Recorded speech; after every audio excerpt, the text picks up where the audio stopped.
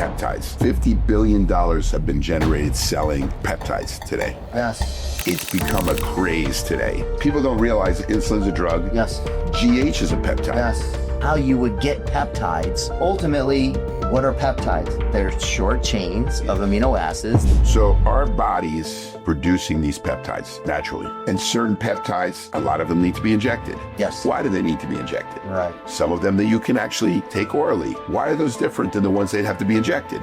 Let me give you the best example. How does GLP-1s work? Oh, okay. So a GLP-1 agonist, what it agonizes is they're beta cells in the pancreas. Testosterone, Sermorelin, Ipamorelin, CJ1295. How effective are they? So there's two types of mechanisms from the secretagogues, right? So George, what is a SARM? I guess a lot of viewers don't know the difference between a SARM and a peptide. SARMs are selective.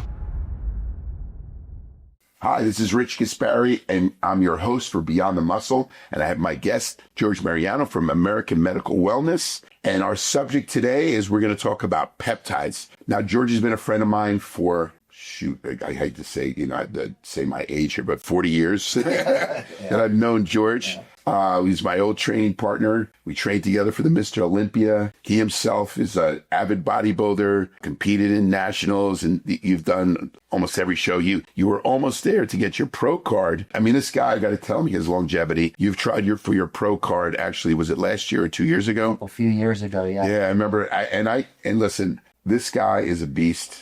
I train with this guy, and there's not many guys I can train because in my younger days, I was an animal. And there's only a few. I know, but there's only a few guys that I could really train with that could keep up with me. And here's one of the guys that that we could train really hard together. Had a great rapport in the gym. We have some great stories to tell. I mean, some of the stories that you told me when I was dieting for the Olympia, and we're in a hotel room, and you told me I threw a knife across the room. I don't remember that. I go. Well, we'll save that for another podcast. That's a whole other podcast in and of itself. But we had a great time. And what's great about George is, tell us your credentials. Just tell the audience your credentials. Sure. So my background's in medicinal biochemistry, and as Rich said, but I'm a bro, right? I had one of the best mentors as a young bodybuilder. So thank you, Rich. I mean, but ultimately I wanted to be a doctor, but obviously I realized that being a doctor, I wasn't going to save the world one patient at a time. So I recognized that going back into medicine from a different approach, being able to train the doctors on what's medicinally available. And not only that, being able to apply that medicine. So this is where American Medical Wellness came to fruition, and American Wellness Pharmacy. Started on the pharmacy side, where I started to make medicines. And then, of course, on the medical clinic side, where we're able to use those medicines to get better patient outcomes. So you've been making, you started with a compound pharmacy first. Yes. So you've been making medicines how many years? Probably about 15. So about 15 years you've been making every different type of medicine. Yes. So you've seen it all when it comes to compounding many, many drugs. Yes. And it's funny, the subject we're going to talk about is peptides. Now, it's become a craze today. I remember hearing about peptides about 5-6 years ago about, wow, there's this new short chains of amino acids that you can take that, has different effects that they can do for you, whether it's inflammation or whether it's increasing natural GH or helping the brain or helping the skin. And I was like, wow, this is really interesting. What is this? What are these peptides? And that was like 5-6 years ago. And I knew about them. I didn't even know how to get them, 6 years ago. When did you start compounding peptides? So from an R&D perspective, peptides have been around for 15, 20 years. And explain, here's something that's interesting is insulin is a peptide. Yes. People don't realize that insulin is a drug. Yes. GH is a peptide. Yes.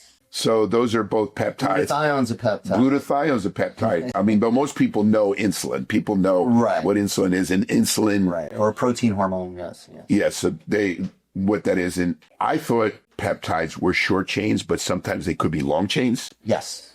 So explain to the audience, what is a peptide? So, I just heard this just recently, right? And somebody gave me this idea, and basically the best way to explain it is amino acids with instruction. Okay. Right? So ultimately, what are peptides? They're short chains of amino acids that have instructions with them. They perform a function in the body. So let's understand how you would get peptides before all this peptide craze. Well, we would ingest protein, obviously. We would digest the protein, disassemble the amino acids. Once they get into the short intestine, of course, we would reassemble them into these short peptide chains that perform a function in the body. And the body had the instruction manual on how to do this. But what if I told you that I can directly give you these peptides to perform these functions where the body didn't have to do it itself? So our bodies at our youth are producing these peptides naturally. Of course, not just in our youth, but in our life. In our lifetime, we're producing, but when you're younger, we produce more peptides. We're more efficient. More efficient at producing. And as we age,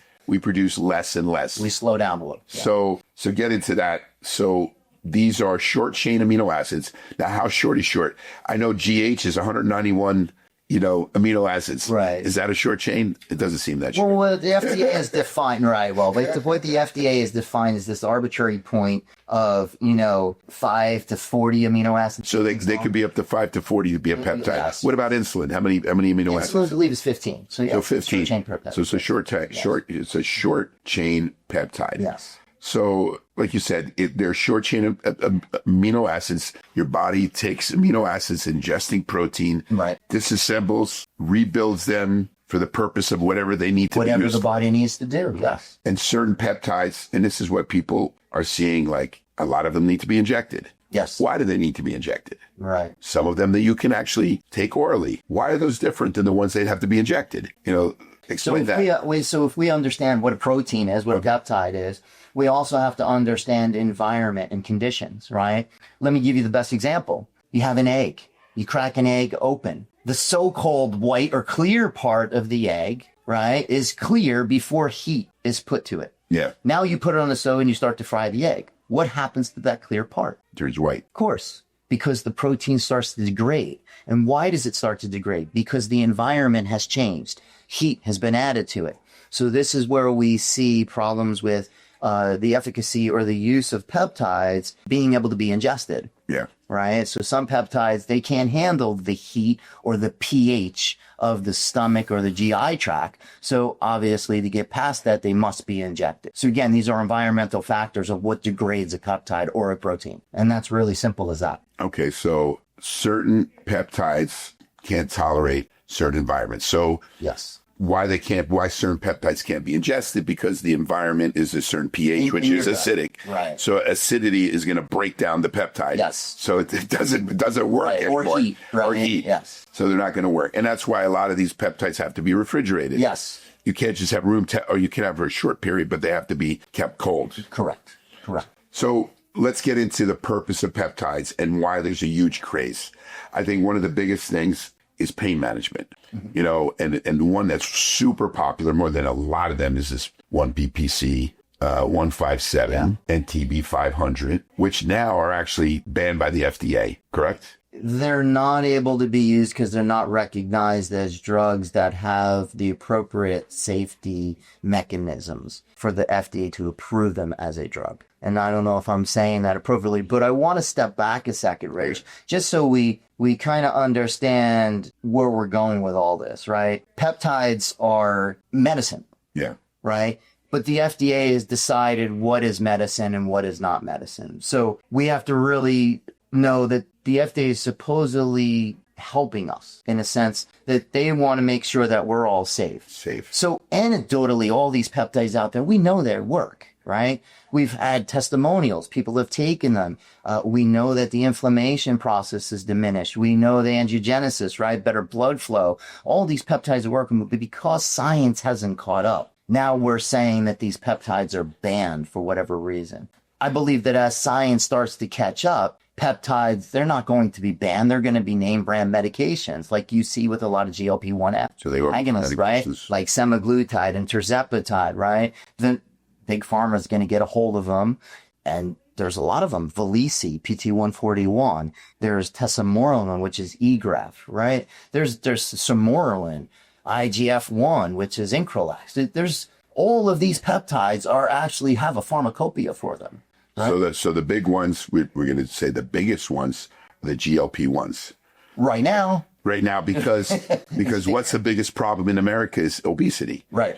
So here's the GLP-1s, which is the Ozempic, yes, the Mounjaro, right. What are the other ones? There's so many different ones. There's so there's a new one coming out, which is retatrutide, right? Okay. So a lot of these are, and it's changed Hollywood because now all these actors now are losing weight using. Yeah, well, this is where it comes from, right? So we have to understand that our pharmacology is 25 years antiquated, right? All of our medications, they inhibit some kind of process, right? You said it before. You take an aspirin or you take an ibuprofen, make the headache go away, right? You stop, you inhibit something happening. Where peptides are a different medicine. And this is where you're going to see perpetuate into the future because peptides now, they bind to the surface of the receptor, right? So basically what they do is they kick the horse. But they don't tell the horse how to run because the horse already knows how to run. Mm-hmm. So it just kicks the horse a little bit so he runs. And that's really the mechanism of peptides. It modulates that receptor, that cellular activity to make it happen. That's what it already knows how to do anyway. And this is where GLP-1s and all these peptides are so efficient at doing this because they're not inhibiting a process. There's less side effects because we're not inhibiting something down the chain, right? And saying, stop this process right here. Don't let that happen. Mm-hmm. And this is where side effects come from. So we have limited side effects. Although what we have to realize is that because science hasn't caught up, and I'll say this again, they're so-called banned, even though we know that they're worse. So let's get into, we said side effects.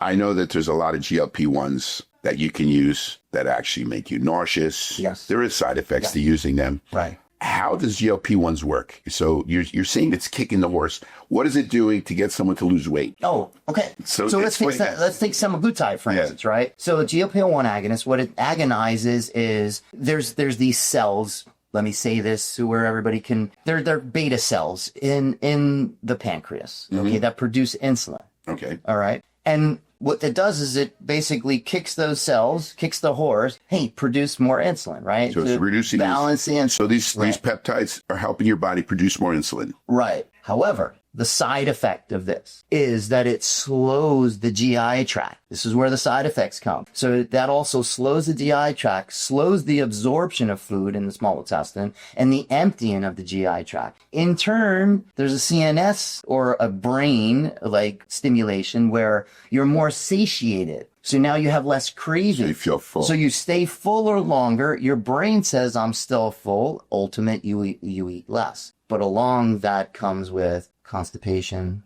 bloating, throw up, some nausea. Yes. Yes, and these are so GLP-1s, don't they also help transport? So they're working, with insulin. So they help transport nutrients into the muscle or store as fat.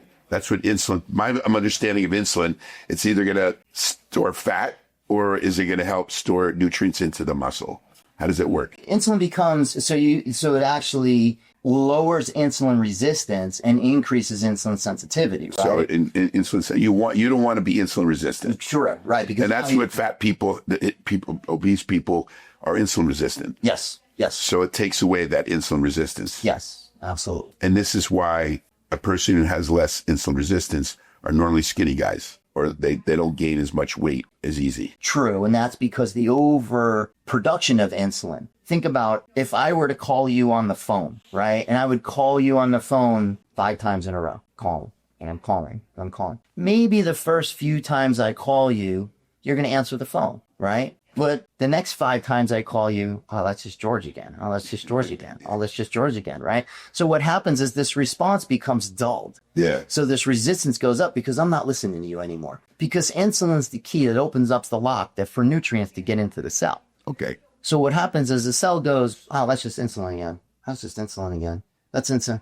I don't need to open the door. It's fine. And this is where the resistance comes in. And that's the insulin resistance. Yeah. So that's where so how does it make you gain fat? By being insulin resistant. Well, where's it going to go, right? Obviously. You mean the food that you're ingesting, instead of being used as energy, will just get stored as fat? Well, again, it's not only muscle cells storing as glycogen, but you have adipose cells that actually, insulin not only stores glycogen and nutrients, it also stores fat. Stores fat. So it's a double-edged sword, right? So ultimately, insulin is resistant to some cells, but actually becomes less resistant in others, where you start to store more fat. Yeah.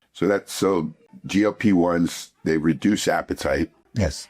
They help you become less insulin resistant. Yes. And that's how this mechanism works in getting someone to lose weight. And this is why there's a craze of people that couldn't lose weight now with GLP-1s are now like saying, oh my God, this changed my life. I'm losing weight. Absolutely. And think about another mechanism too. If in fact that I'm eating a certain amount of food, right? Or I've been eating a certain amount of food and I wasn't absorbing it correctly, right? So obviously I was creating more toxins. I wasn't absorbing it. And obviously I was getting stored as fat, right? Obviously food that I couldn't use. Yeah. So as your body slows the ability to absorb nutrients, the body actually, if it's slower and the body's not emptying the nutrients, then obviously you're able to absorb those nutrients better with less amount of food. So now nutrient density goes up because now you have more nutrients because the slowing of the GI tract actually helps the body utilize more nutrients more efficiently. Now you don't need as much food, less caloric dense, more nutrient dense,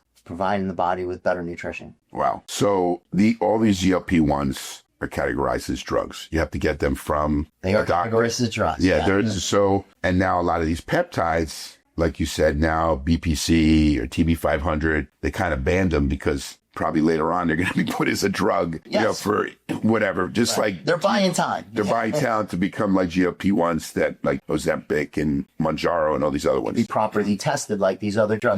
They're gonna go through their research, correct, to show that they're safe. Correct. So why are peptides being sold prevalently everywhere on TikTok, online? You see BPC 157, you see TB500. I go on Instagram. And they were talking about them all the time. Yeah, I use this. And then they show this girl, I don't know, maybe they are getting from clinics, but you're telling me that they're not available in clinics.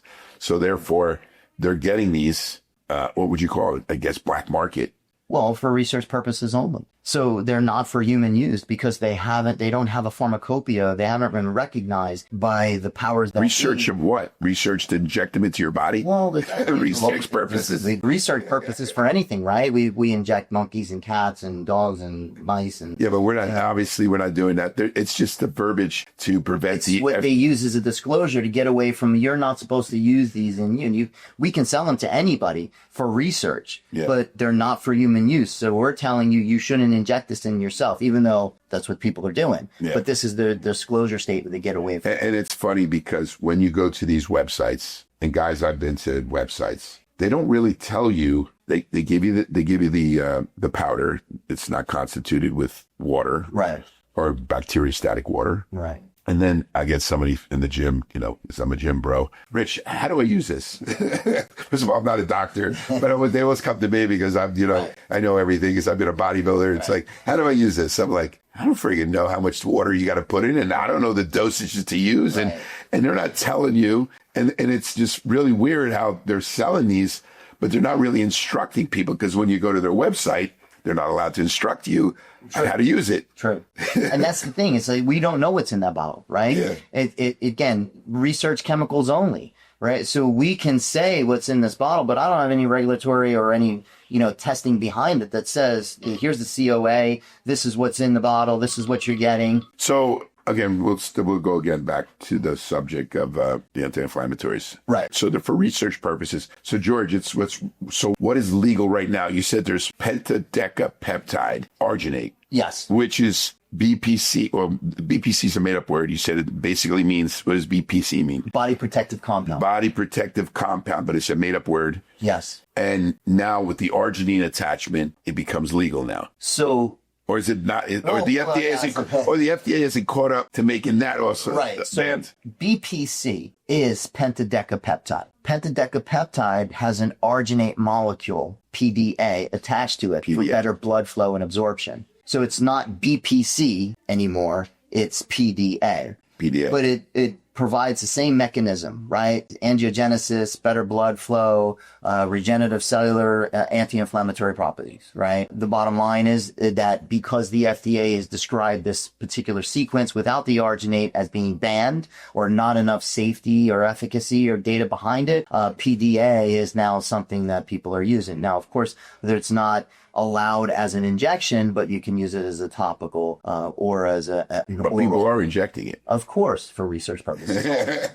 but you can't do it as a pill, as an oral. Yes, an oral. Now, I don't know, like I come from the supplement industry. Anything that's found in the food supply, which amino acids are found in food supply, why isn't then a peptide a supplement? Is it's amino acids in the food supply? That's a great question.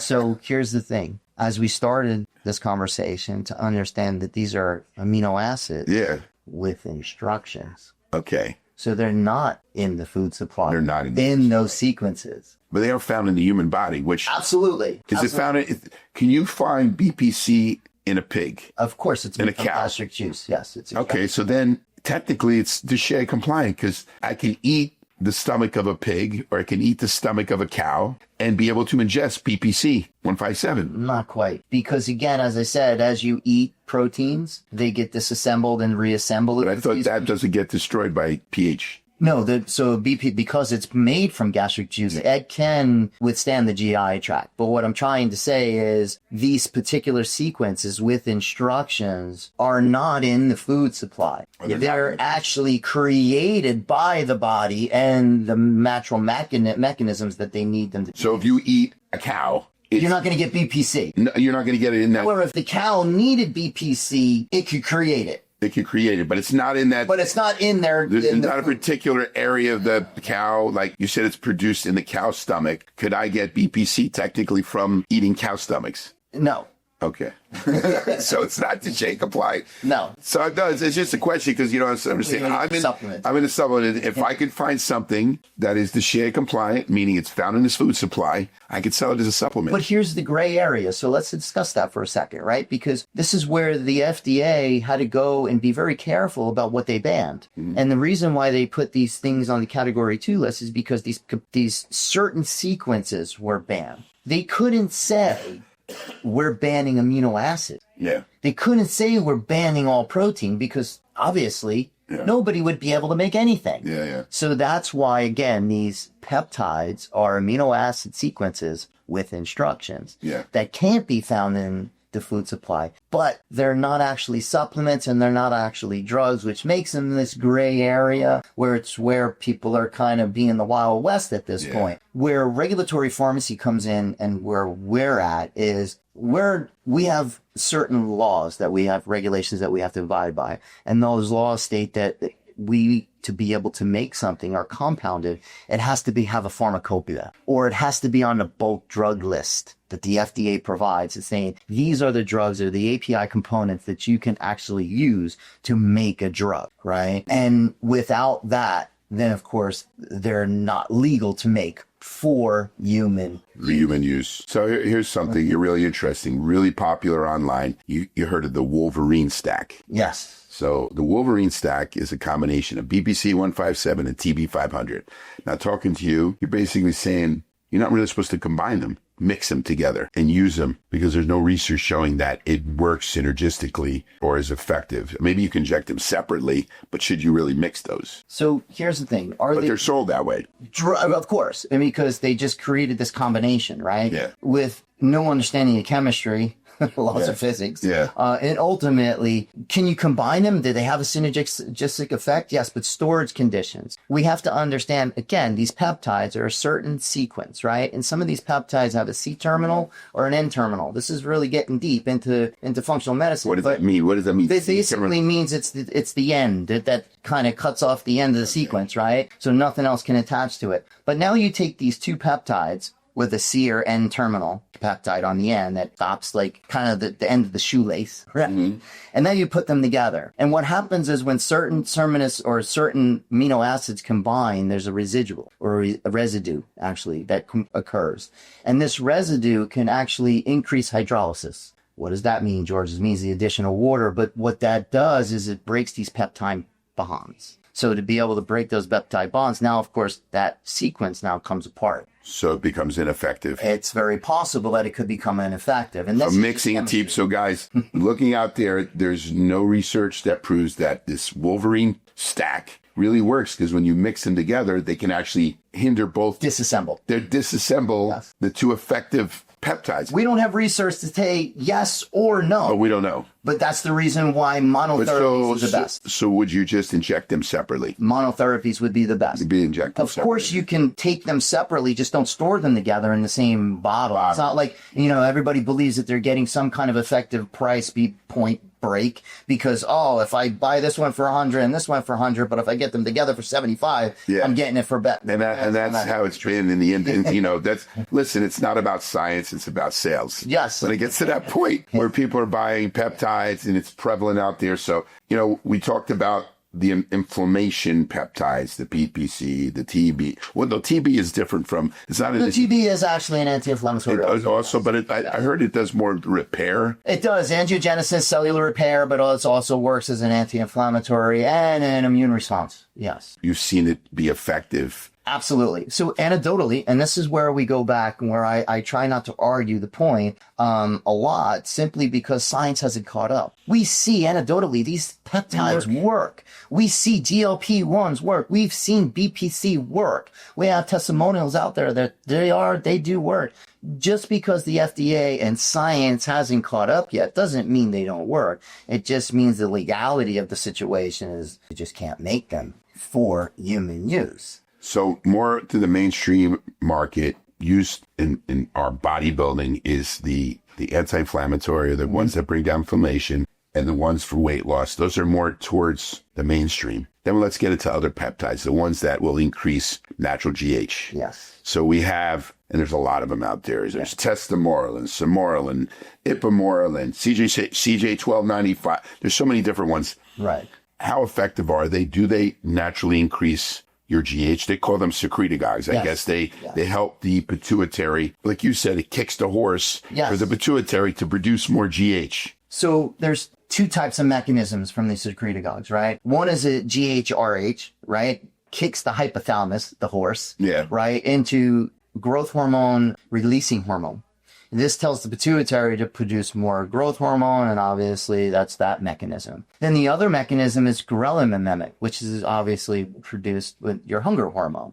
And this produces a stress hormone that is an indirect mechanism, not hypothalamic, but also from that hunger stress hormone to produce GH. So there's two different mechanisms that the secret secretagogues work. And the synergistic effect of using one with the other is fantastic, right? This is where we see this pulsatile GH release, meaning GH isn't released like all in abundance all at once. The body doesn't do that. Naturally, it just pulses the GH out all So it pulses out of the pituitary. Exactly. So think about it from a synergistic mechanism of, I am now having the hypothalamus, one horse running in a direction that's producing GH. And then I also have this hunger hormone, more bricks, bigger house, that's also producing GH. So now I also want to eat more food, produce or ingest more amino acids and organic material to be able to. And the one to eat more, that's the MK677. So we have the synergistic combinations, let's just say, as you spoke about, CJC 1295 and ipamorelin. Well, those two are two different. Right. Well, the ipamorelin is more of a ghrelin mimic, and of course the CJC 1295 is more of the GHRH, right? So, and then of course you can use MK677, albutermorin, samorelin, tesamorelin. These are all GHRH and mimics that. So a lot of these also have been banned. Which are the ones that are banned now? No, great question. All of them, pretty much. All of them. I think samorelin's still out there. So samorelin is an actual FDA-approved drug.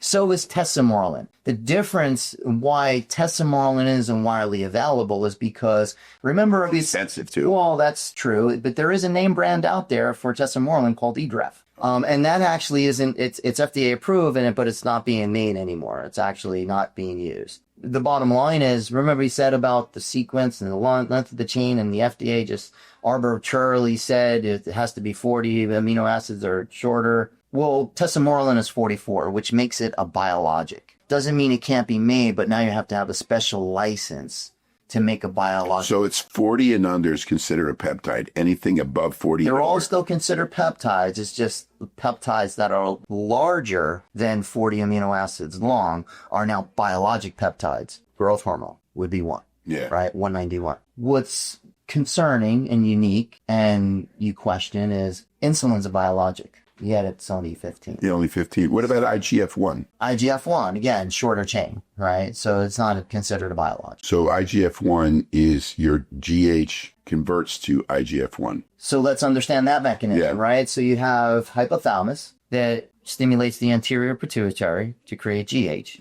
And then that anterior pituitary creates that GH, and that GH gets converted to IGF-1 in the liver. So this is where your IGF-1, there's your workhorse, right? And that's where IGF-1 levels go up from GH secretion in the pituitary. So that's the number. What's the effect of IGF-1? That's the workhorse. That's what That's supposed to do. It helps build muscle. That builds cellular repair. So Right? So when you're training, if someone's in the gym, an IGF-1 is going to help them repair. Absolutely. Repair, recover, absolutely. And that goes through all cells. And any of these peptides, here's a question. Do you cycle them?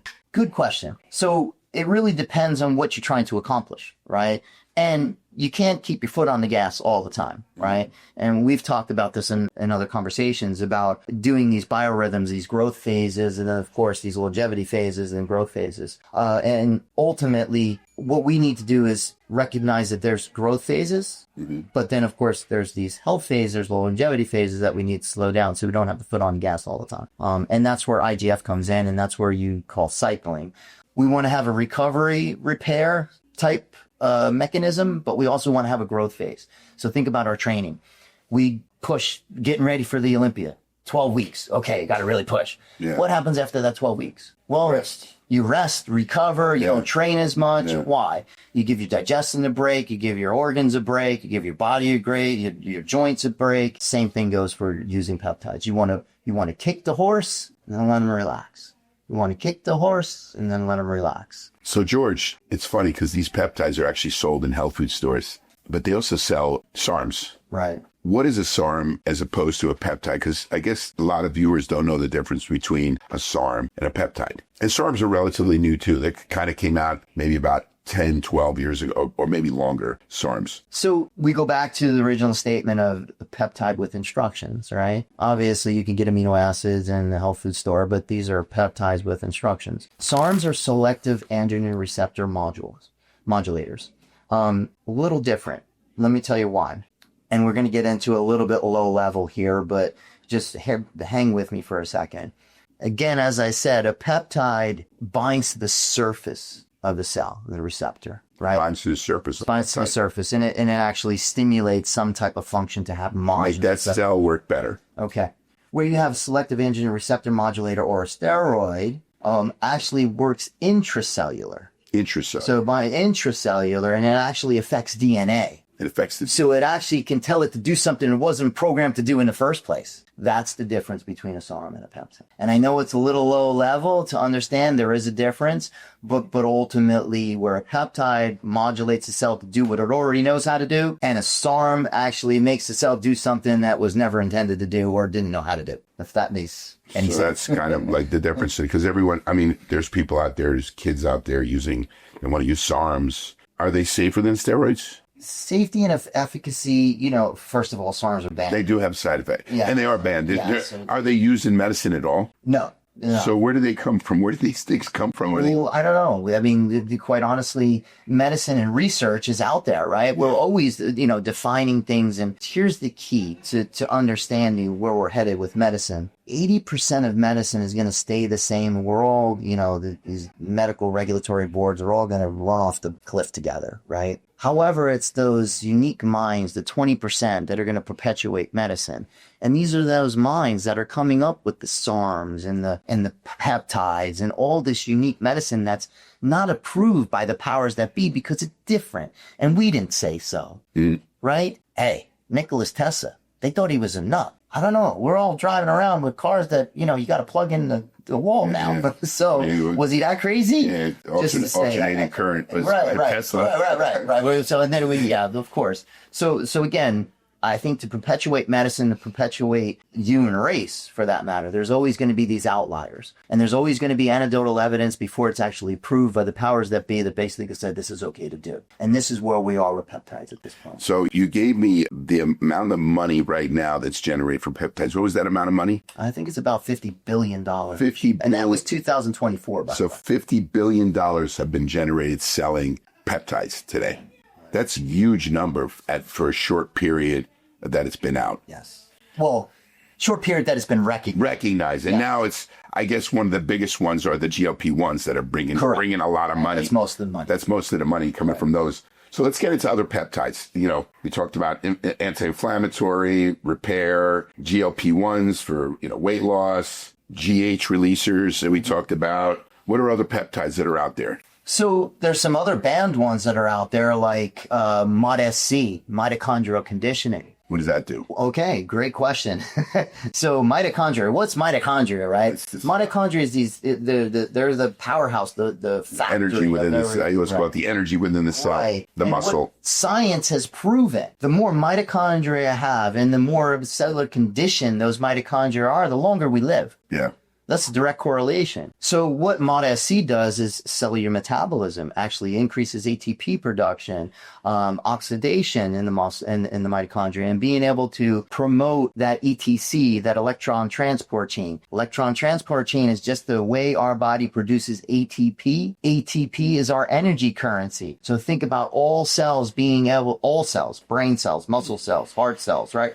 Being able to produce more energy more efficiently. That's mitochondrial conditioning. And there's peptides out there that actually allow. There's a lot of different, I call them ingredients, but things that can help the mitochondria. You talk about MOD-SC. We talked about NAD+. Yes. Methylene blue. Yes. Those are all 5-amino-1-MQ. So that's another peptide, correct? Yes. Yes. Is that legal? Well, legal in a sense that you use a pharmacopoeia for it? No. But legal in a sense for you can make it as a research chemical? Yeah, it's out there. But, you having your pharmacy, you're not selling any of these. So, no, that one actually doesn't have a pharmacopoeia for it. Actually, It's in research and development right now. There are studies out there for it, though. Okay. And just understand that there's different mechanisms to be able to produce these energy currents. So to help the mitochondria work better, those are some of the other peptides that are available. Right. What other peptides are there? We talked about peptides that have a copper that help with collagen repair, hair loss. Right. There's ones like that. So GHKCU.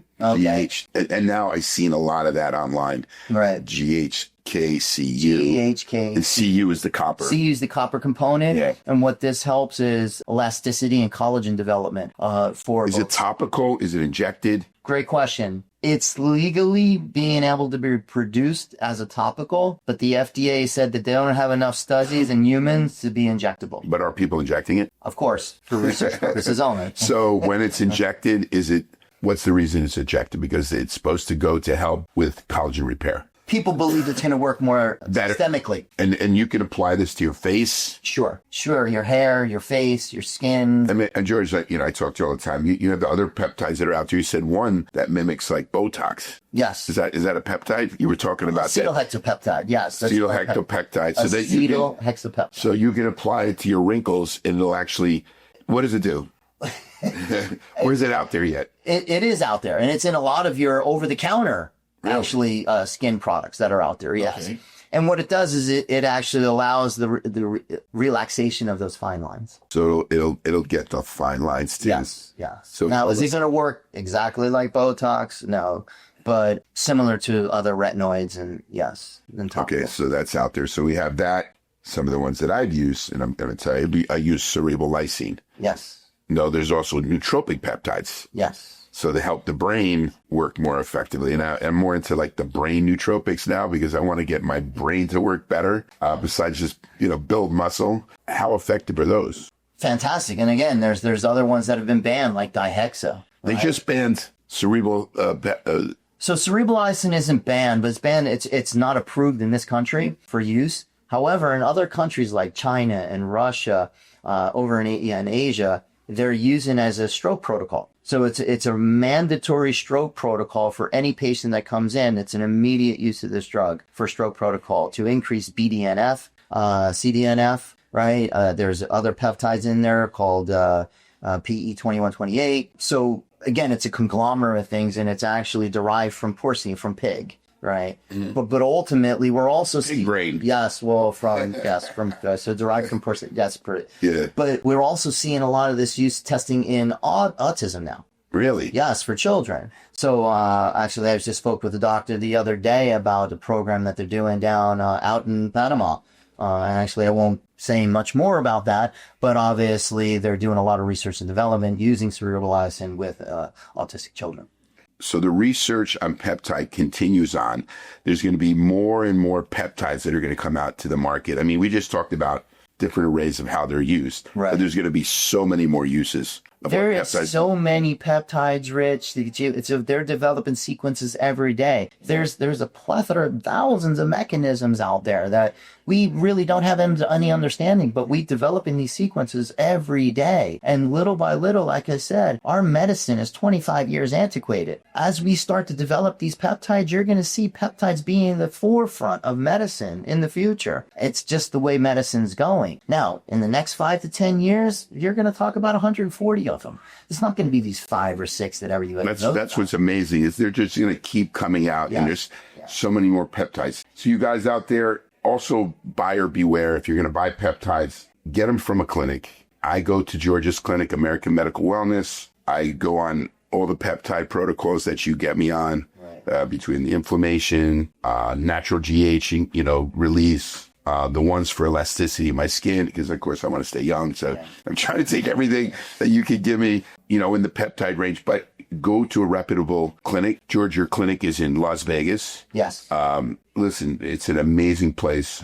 I've been to the new place in Henderson. Yes, we have 2 locations, one in Summerlin, one in Henderson. And it's a great place because the new one he's got hyperbaric chambers, red light therapy, Botox. You got everything you want to go there. If you want to get yourself to look really good, you're going to go to Vegas, you're going to gamble a little bit, and you want to get yourself to look good, feel good, go to American Medical Wellness in Las Vegas and see George Mariano. I think you're going to love the place. Again, thank you for being a guest on Beyond the Muscle. Yeah. It's always enjoyable to have you on the show. And let's see if we can get you on another couple of our shows. It's been a great time, and I really appreciate it. And it's again, you've said this in other conversations and podcasts that, we've been friends for a long time and didn't speak for a long time, but it felt like yesterday. It feels like yesterday today. So at the end of the day, I really appreciate having me on here, and it's been fantastic. Thank you. So there you go, guys. Go to American Medical Wellness in Las Vegas. I know you're going to have great treatments there at the center.